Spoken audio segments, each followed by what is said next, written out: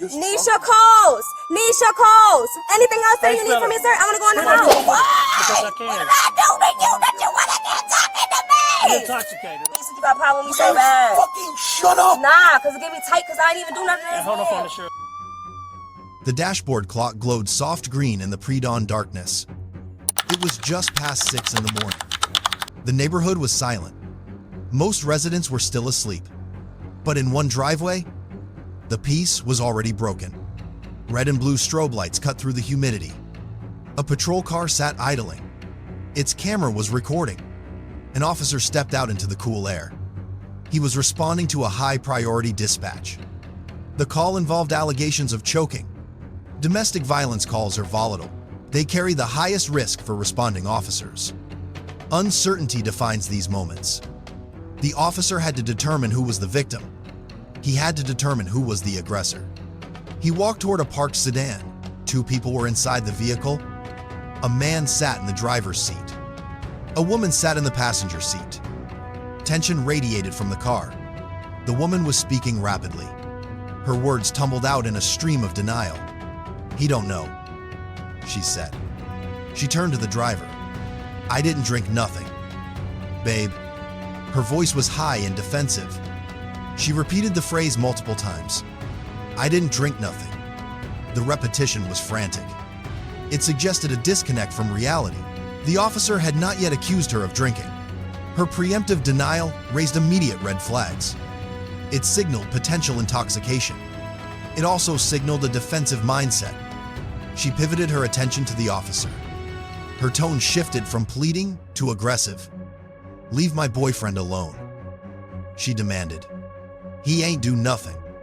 The dynamics of the stop were immediately complex. The 911 call had described violence.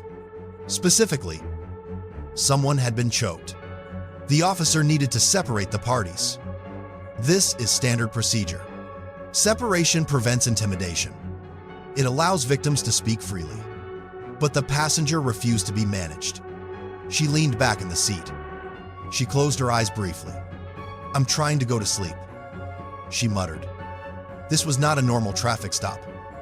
It was a criminal investigation. The officer needed control of the scene. He needed to ensure no weapons were present. "Hey, cut the car off for me," he ordered. His voice was calm but firm. "Step out." The driver was compliant. He seemed weary. "I'm taking her home," he offered. He tried to de-escalate the situation. He wanted to end the night. But the police cannot simply leave. Allegations of violence compel them to stay. The law requires a thorough inquiry. "Stop the car until we figure out what's going on," the officer said. The passenger interjected again. "I called you," she claimed. "I know what's going on." This contradicted her earlier silence. It added to the confusion. The officer persisted. "Cut the car off." He needed the engine's silence. He needed to hear clearly. He needed to lower the potential for a vehicle pursuit. The driver turned the ignition off. The sudden silence amplified the woman's voice. The officer explained his presence. "Both of y'all making accusations." He needed to sort the truth from the noise. The driver tried to clarify. "She was yelling mad at me," he said. He pointed vaguely. The officer asked a crucial question. "Who's she?" The driver's answer introduced a third party. "We don't know her," he said. This was a pivotal moment.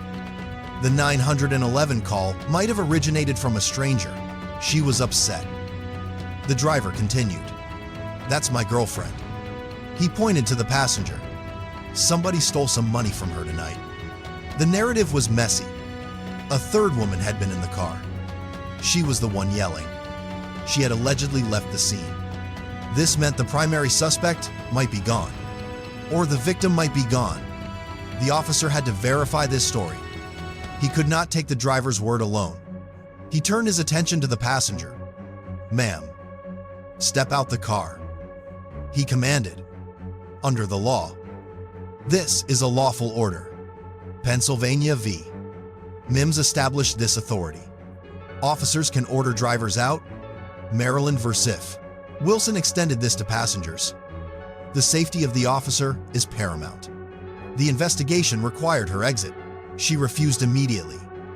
"No, I didn't do nothing," she said. "I don't have to get out the car?" This was legally incorrect. Compliance is not optional during a lawful detention. The officer escalated his warning. "I'm going to have about 5 cops here in a second." He offered her a chance to comply voluntarily. "Step out the car." She stayed seated. "I didn't do nothing," she repeated. She looked at her boyfriend. "Are you telling me I gotta get out the car?" The driver knew the stakes. He saw the officer's resolve. "Okay, step out the car." "Babe," he urged. "We ain't do nothing." She finally exited the vehicle, but her compliance was physical only. Her attitude remained combative. She stood in the driveway. She looked at the officer with disdain. "I'm glad you're a devil," she sneered. Her insults were personal. "My dad's a..." She trailed off. She tried to leverage status. This is a common tactic.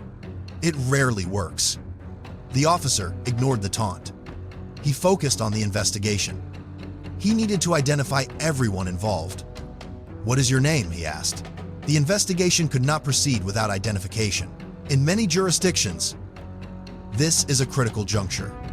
Florida Statute 901. 151 covers stop and frisk. It allows detention for reasonable suspicion. It requires citizens to provide their identity. The suspicion here was domestic battery. The officer had a legal right to know who she was. She refused to answer. "He doesn't know my name," she said. "He doesn't know my government name." She was obstructing the inquiry. She turned to the driver. "Babe, get in the car," she ordered. She tried to take command of the scene. "We didn't do nothing wrong." The officer turned to the driver.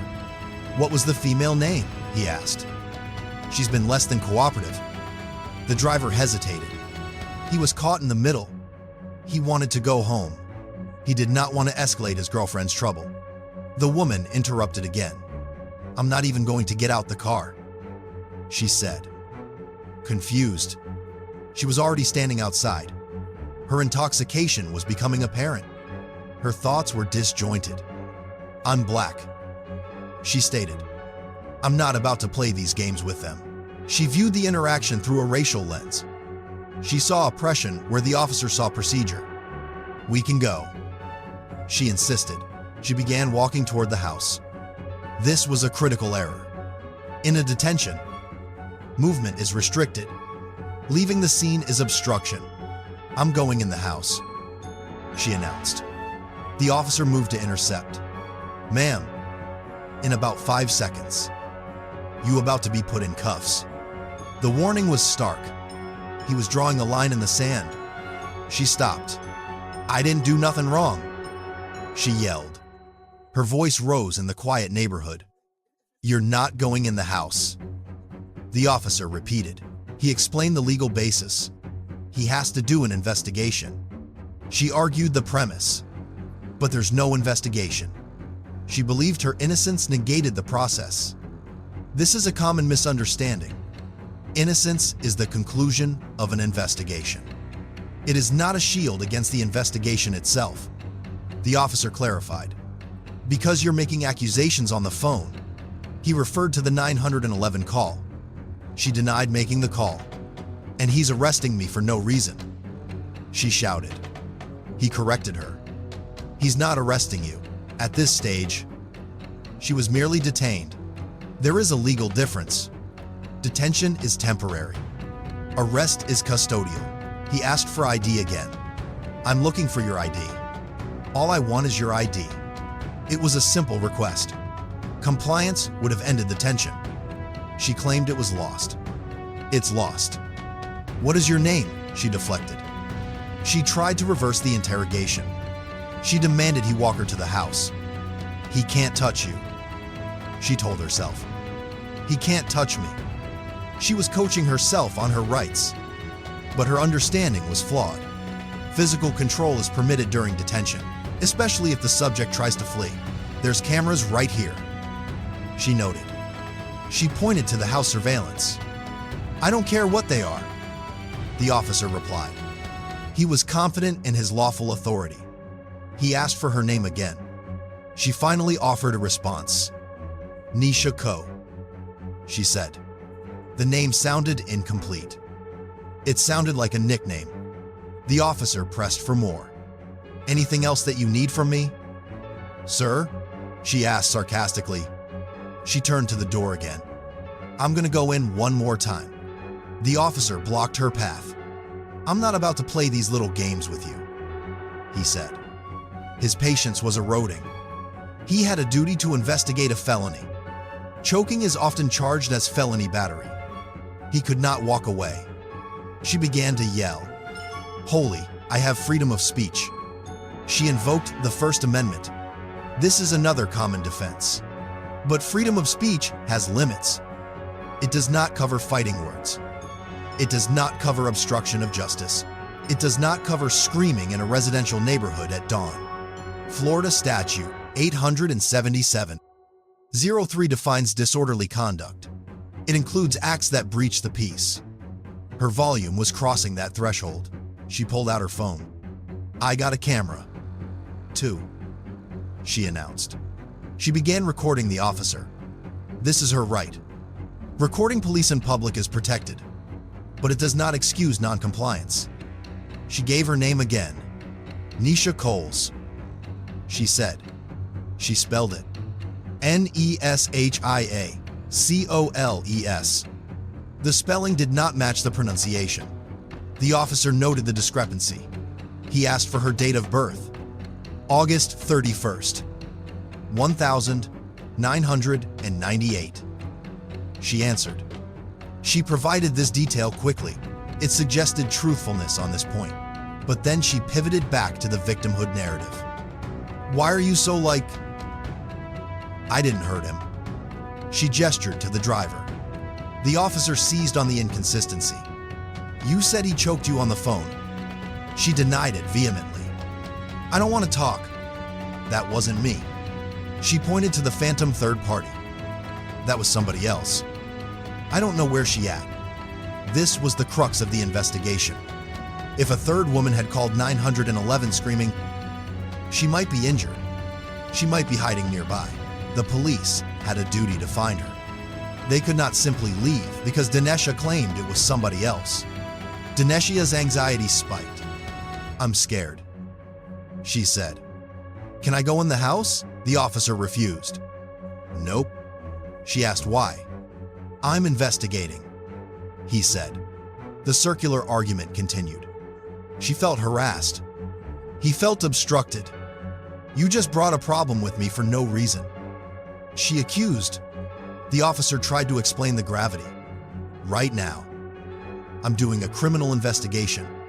I'm not free to go. He meant she was not free to go. He slipped on the pronoun. But the message was clear. She was not free to leave. She became erratic. I rebuke the devil, she shouted. You are the devil. She brought religion into the confrontation. She claimed he was grabbing his gun. The video showed his hands were empty. He was standing in a ready stance. This is part of officer safety training.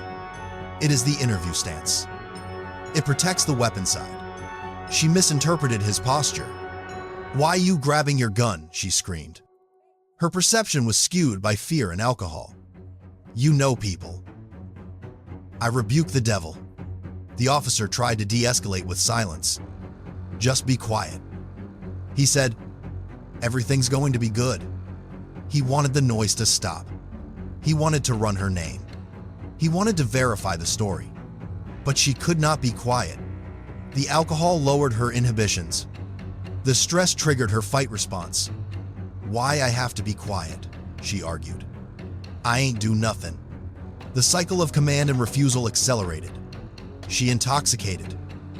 The officer noted to the driver. He was building his case, not for battery, but for disorderly conduct. Public intoxication laws vary. In some places, being drunk in public is a crime. In Florida, it is often tied to disorderly conduct. If the intoxication leads to a disturbance, arrest is likely. Dinesha was creating a disturbance. She was yelling about race. Why he harassing me? 'Cause I black. She accused him of racial profiling. The officer was also black. This did not deter her accusation. That's your own people, she said later. You even, against your own people.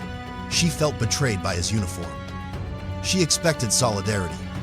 She received law enforcement. The officer radioed dispatch. He used the phonetic alphabet. Charlie Oscar. Echo Sierra. He was running the name Nisha Coles. The system likely returned no results. The spelling was probably wrong. That is not your name you gave me, he told her. She insisted it was. How would you know? Your camera's not on.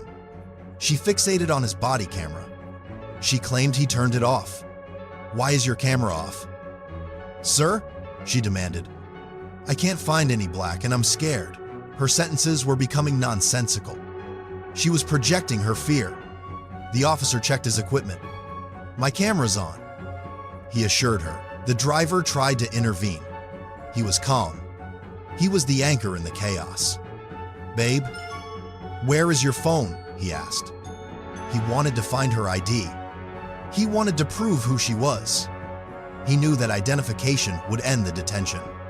Why isn't your Ring camera on? She asked the house. She was paranoid about the documentation.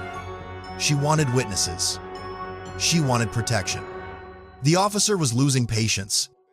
You shut up, he snapped. It was a break in professionalism. The stress was getting to him. Now you're going to go to jail. The threat of arrest became real. For what? She asked. I didn't do nothing. The officer cited her behavior. You won't shut your pot. He was arresting her for the noise, for the disruption, for the refusal to comply. This is the contempt of cop territory. Defense attorneys often argue that rudeness is not a crime, but repeated screaming in a neighborhood at 6 a.m. is different. It infringes on the rights of neighbors. It creates a breach of the peace. The officer had legal standing. He tried one last time to get the name. First name is Nisha. He confirmed. Give me the right name. She spelled it again. Denesha. She added a D this time. It was Dinesha, not Nisha. She had given a nickname before. Can you put a day in front of that? The officer asked. He was trying to work with her. He wanted to close the loop, but she continued to berate him. You keep coming at me for no reason. She was unable to see her role in the delay. The officer turned to the driver. He needed the truth. What else has she been drinking today? He asked. The driver played innocent. He don't know. Dinesha interjected. I didn't drink nothing. The denial was reflexive. The driver finally opened up. She was at work and she was dancing, he explained. She works at a club. He mentioned Oz and Rain. These are nightlife venues. The context became clearer. She was coming off a long shift, or a long night of partying. Somebody stole some money from her tonight, the driver repeated. This explained her agitation. She was a victim of theft. She was stressed. She was drunk. She was home. And now she was being detained. The driver explained the choking allegation. Her friend was driving her home, and they were arguing. The friend had screamed, "Take me home!" The driver mimicked the friend.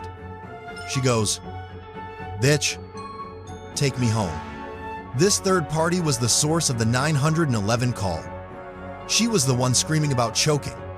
She was the chaotic element, and she was gone. The officer processed this information.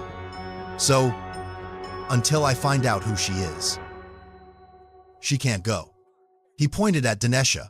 He needed to ensure the missing friend wasn't bleeding in a ditch somewhere. The investigation was still active. Dinesha's patience snapped. She saw the officer talking to her boyfriend. She felt excluded. She felt targeted. You wasting time, she yelled. You could be saving crimes. She insulted him crudely. If you want to eat my dot, just get that. The insults became sexual and derogatory. "You're not my type, actually." She was burning every bridge. She was ensuring her own arrest. The officer had enough. "You won't shut your mouth," he said. The decision was made. He asked the driver for her social security number. The driver didn't know it. "I don't know, my social," Dinesha claimed. "I'm young." This was unlikely. Most adults know their social security number. It was another obstruction. "You're not going anywhere till I find out who you are," the officer said. He was prepared to wait. He was prepared to toe the line. The driver was helpful but helpless. "Call my mother," Dinesha demanded. Amber. She wanted her mom to fix it. She was reverting to a childlike state. The officer finally got a name that might work. Denanisha Cole. He ran it. He checked for warrants. "She has no warrants," the driver said. The driver revealed his own profession. "I'm a bail enforcement agent." He was a bounty hunter. He knew the system. He knew she was clean. "I know she has no warrants," he insisted. He tried to bond with the officer. "I'm a bail enforcement agent during the day." He was trying to use professional courtesy. He wanted a break, but the behavior was too much. The officer returned to the car.